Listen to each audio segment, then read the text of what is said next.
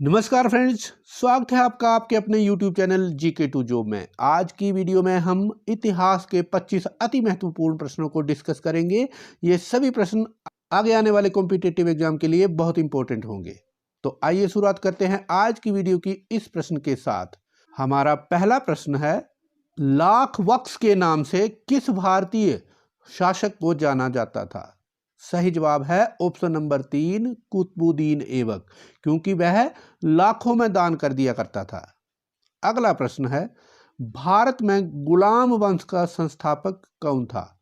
इसका भी जवाब कुतुबुद्दीन ऐबक ही है, ऑप्शन नंबर सी। अगला प्रश्न, मुस्लिम लीग द्वारा मुक्ति दिवस कब मनाया गया था? सही जवाब है ऑप्शन नंबर सी, 1939। अगला प्रश्न, जिस समय भारत आजाद हुआ था उस समय कांग्रेस के अध्यक्ष कौन थे? ऑप्शन सी, जीवी कृपलानी सही जवाब है। अगला प्रश्न है, 1878 का वर्नाक्यूलर प्रेस एक्ट किसने रद्द किया था? तो इसका सही जवाब है ऑप्शन सी, लॉर्ड रिपन। अगला प्रश्न, vernacular press act Lord Ripon ने कब रद्द किया था? ऑप्शन ए, 1882 सही जवाब होगा। अगला प्रश्न देखते हैं, 1878 का वर्नाक्यूलर प्रेस एक्ट किस वाइसराय के समय में पास हुआ था? रद्द किया था लॉर्ड रिपन ने, लेकिन पास किसने किया था? पास किया था इसको लॉर्ड लिंटन ने। अगला प्रश्न, 261 ईसा पूर्व सम्राट अशोक ने कलिंग विजय के पश्चात क्या किया था? विश्व विजय के लिए प्रयास किया था, या अन्य और राज्यों को जीतकर अपनी सीमा बढ़ाई, या फिर बौद्ध धर्म को अपनाकर उसका प्रचार किया, या फिर इनमें से कुछ भी नहीं किया? तो इसका सही जवाब है ऑप्शन सी, बौद्ध धर्म को अपनाकर उसका प्रचार प्रसार किया था। अगला प्रश्न देखते हैं, भूदान आंदोलन किसने आरंभ किया था? तो इसका सही जवाब है ऑप्शन डी, विनोबा भावे। अगला प्रश्न, हरिसेन प्रसिद्ध प्रयाग प्रशस्ति का लेखक था, किस गुप्त शासक के दरबार का कवि था? तो सही जवाब है ऑप्शन ए, समुद्रगुप्त। हरिसेन समुद्रगुप्त का दरबारी कवि था। अगला प्रश्न है, बंगाल का स्थायी राजस्व समझौता, जिसको स्थायी बंदोबस्त कहते हैं, किसने शुरू किया था?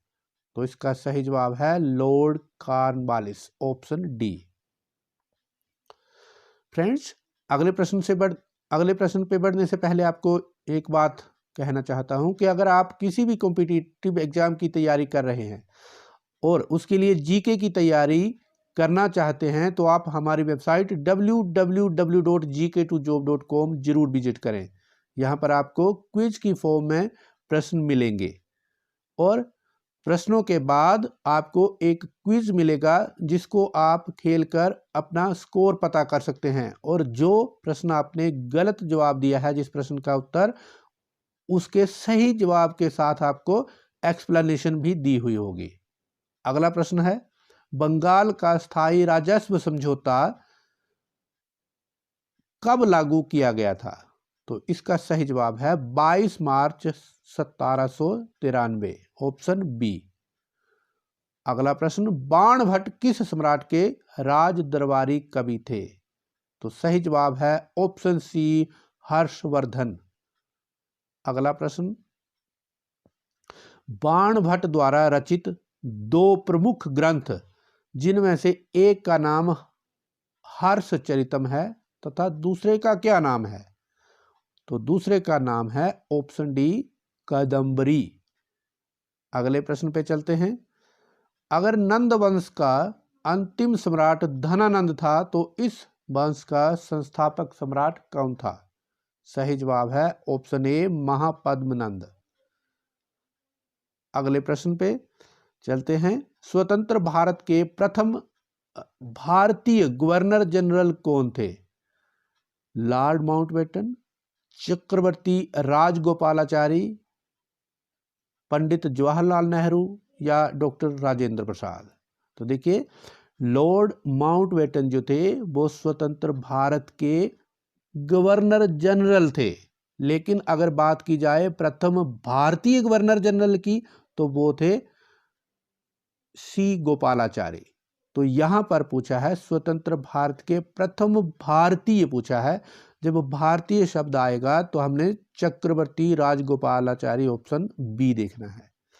लेकिन अगर भारतीय शब्द नहीं होता, स्वतंत्र भारत का प्रथम गवर्नर जनरल की बात होती, तब आना था ऑप्शन लॉर्ड माउंटबेटन। अगला प्रश्न देखते हैं। यहां पर यही प्रश्न है, स्वतंत्र भारत के प्रथम गवर्नर जनरल कौन थे। यहां पर भारतीय शब्द नहीं है, तो ऑप्शन ए इसका सही जवाब होगा, लॉर्ड माउंटबेटन।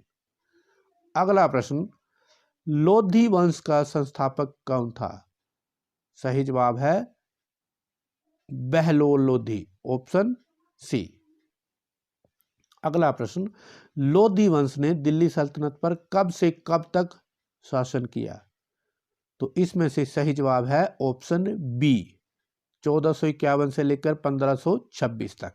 और 1526 में लोधी वंश का खात्मा कैसे हुआ, मुगल वंश ने उस पर कब्जा कर लिया। बाबर ने इब्राहिम लोधी को हराकर दिल्ली की सल्तनत पर कब्जा किया था। तो 1526 में लोधी वंश का समापन हो गया था। अगला प्रश्न है, लोधी वंश के बाद दिल्ली सल्तनत पर किस वंश का राज हुआ। अभी मैंने डिस्कस किया, ऑप्शन बी, मुगल वंश। अगला प्रश्न देखते हैं, पाटलिपुत्र शहर की स्थापना किसके द्वारा की गई थी। अजातशत्रु, उदयन, अशोक या बिंबिसार। तो इस प्रश्न का सही उत्तर है ऑप्शन बी, उदयन।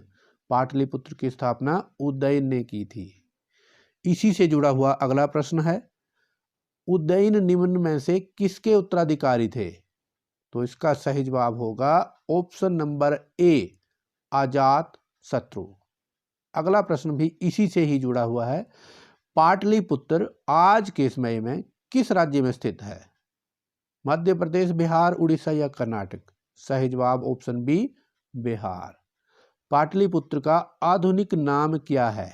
तो इसका सही जवाब है ऑप्शन सी, पटना। और ये रहा आज की वीडियो का अंतिम प्रश्न, त्रिपिटक किस धर्म का ग्रंथ है। ऑप्शन ए, बौद्ध धर्म इसका सही जवाब होगा। तो फ्रेंड्स, ये थे आज की वीडियो के 25 अति महत्वपूर्ण प्रश्न जो competitive examination point of view के हिसाब से बहुत इंपॉर्टेंट हैं। मुझे पूरी उम्मीद है ये वीडियो आपको आगे आने वाली किसी भी प्रतियोगिता परीक्षा के लिए बहुत हेल्पफुल होने वाले हैं।